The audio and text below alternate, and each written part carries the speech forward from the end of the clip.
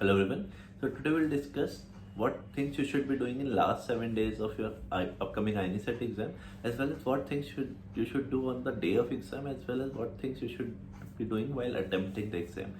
Because ये तीनों चीज़ें बहुत इंपॉर्टेंट है. आपने जो भी पढ़ा that is one thing, और इन सब चीज़ों पे अलग तरीके से फोकस करना is a very different thing. So first of all we'll discuss about the last 7 days.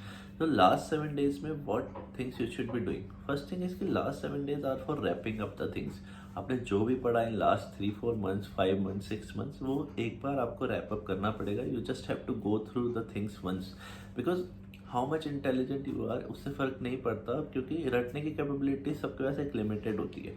आपने जो भी पढ़ा है वो सिर्फ 70-80% आपको याद रहेगा. एक बार आपको गो थ्रू करना पड़ेगा ताकि वो 20-30% इंपॉर्टेंट चीज़ें नोट्स की जो आप बार बार भूल रहे हो वो एक बार आपकी नज़रों से चल जाए. Plus it will give you the confidence कि आपने लास्ट 7 days में एक बार अपने 19 के 19 सब्जेक्ट्स घुमा रखे.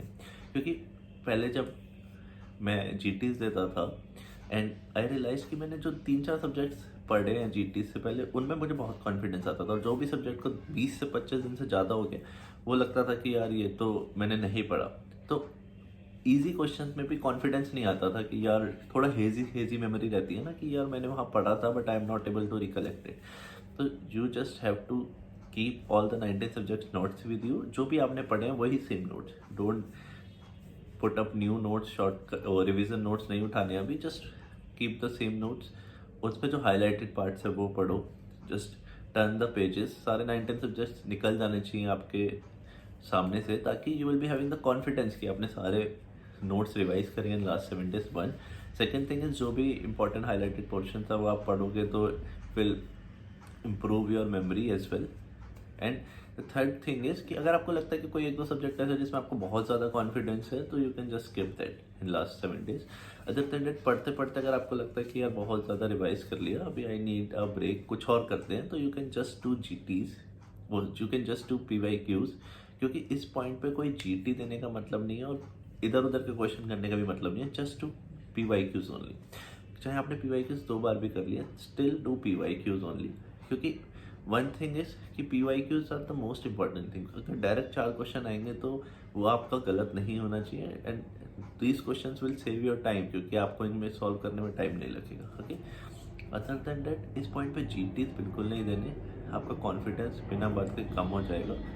And take good sleep. अपना स्लीप स्केड्यूल बहुत ठीक करना है इस पॉइंट ऑफ टाइम पे, क्योंकि हम सबके साथ होता है कि अगर आपकी अच्छी नींद नहीं हुई है रात को तो सुबह आपका माइंड डेफिनेटली स्लो होता है, बहुत सारी चीज़ें रिकलेक्ट करने में मुश्किल होती है. तो जस्ट टेक गुड स्लीप. अपना स्लीप स्केड्यूल ठीक करना है एंड स्टे पॉजिटिव. क्योंकि जो भी आपने पढ़ा है अगर आपने उसका 90% भी आउटपुट दे दिया then you will definitely get selected.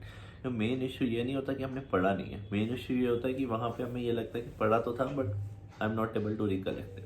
Okay, so just try to give the best output out of the things you have read. अगर आपने एक सब्जेक्ट नहीं भी पढ़ा है कोई, या कोई आपका एक सब्जेक्ट बहुत भी वीक है, अगर आपने उसमें भी स्कोर नहीं किया और 18 सब्जेक्ट में you score really well, you will definitely get selected. Okay, after that the most important thing here is keep the 20th copy with you 7 days में. और 20th कॉपी को हमेशा रोज़ half of the 20th copy है, complete 20th copy if you can पढ़ना ही पढ़ना है. ओके, एक तो 20th कॉपी में will be having all the 19 subjects. It will give you the confidence that you are reading your 19 subjects together. Other than that उसमें सारी volatile चीज़ें हैं जो हमें एग्जाम से पहले पढ़नी है, वॉमिट आउट करनी है. हमने पहले कितनी भी पढ़ी हो भूल ही जाते हैं. IPCs हो गए या फिर इंपॉर्टेंट कल्चर मीडिया हो गए, कितना भी पढ़ा हो एग्जाम से पहले, we generally forget it before the exam. तो हमें वो रिवाइज करना ही करना है ताकि we can vomit it out on the day of exam. अब एग्जाम डे स्ट्रेटेजी के बारे में डिस्कस करते हैं. तो most important thing is reach the centre well before time. वो 1-2 घंटे आप सेव करके एक्स्ट्रा पढ़ के कुछ नहीं उखाड़ सकते. ट्रस्ट मी, अगर आप थोड़ा लेट हो गए and if you even get the entry, जो आपका पीस जाएगा ना उस पॉइंट पे, वो बहुत ही ख़राब होता है. You just have to be very peaceful on that day.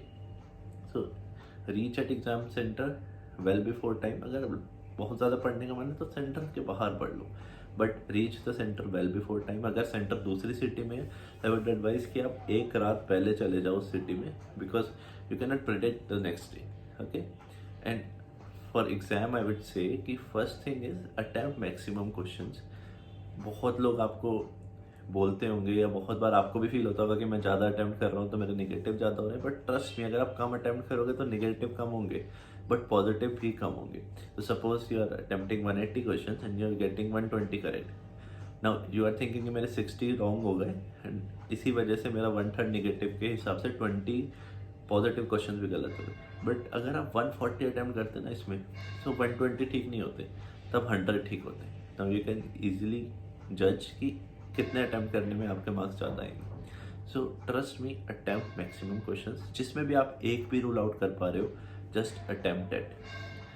Other than that जब आपके वो सेक्शंस होंगे वहाँ पे, तो try to complete each section 5 to 10 minutes before, so that you can revise the question. और जो पैटर्न ऑफ सिली मिस्टेक्स आप करते आ रहे हो, जस्ट चेक वंस कि आपने अभी तो नहीं करी, क्योंकि हम फिर भी जीटीज में कम करने शुरू कर देते हैं सिली मिस्टेक्स, बट वहाँ पे एग्जाम टाइम में सब कुछ सबकॉन्शियस लेवल पे चल रहा होता है. तो आप वहाँ भूल जाते हो कि मैंने एक्सेप्ट छोड़ तो नहीं दिया, नॉट पढ़ना तो नहीं भूल गया, या ऑल द अबव ऑप्शन तो नहीं था लास्ट में जो मैंने नहीं पढ़ा. So just revise the question once in last 5 minutes, ताकि आप यू कैन जस्ट सी कि आपने कोई सिली मिस्टेक तो नहीं करी है. एंड एग्ज़ाम देते वक्त किसी भी एक क्वेश्चन पे 2 मिनट से ज़्यादा नहीं लगाना. मैक्सिमम इजी क्वेश्चन पे 30-40 सेकेंड्स, और कोई डिफिकल्ट क्वेश्चन आपको लग रहा है तो तब भी 2 मिनट लगा सकते हैं, बट उससे ज़्यादा नहीं. बिकॉज आप पहली बात तो किसी भी क्वेश्चन पे 2 मिनट से ज़्यादा लगाते हो ना, तो 90% time it is bound to get wrong. अगर आप किसी क्वेश्चन पे तुक्का भी मार रहे हो ना, जस्ट टेक 1 to 1.5 minute, थोड़ा सा लॉजिकल प्लस थोड़ा वाइल्ड गैस मारो, but don't take much time. उससे आपके एक तो इजी क्वेश्चंस पे फर्क पड़ेगा, और दूसरा जितने क्वेश्चन पे आप ज़्यादा टाइम लेते हो उतना चांस होता है कि वो वहाँ पे गलत होगा. ठीक है. सो एग्ज़ाम पीसफुल देना है, बिल्कुल रिलैक्स होकर देना, और एक सेक्शन ख़राब होता है तो दूसरे सेक्शन पर उसका असर नहीं आने देना. बिकॉज जो सेक्शन सबमिट हो गया डेट इज डन, क्योंकि some sections would be difficult, some would be easy. 4 sections आएंगे 50 क्वेश्चंस के, some would be difficult definitely, तो सबके लिए डिफिकल्ट होगा.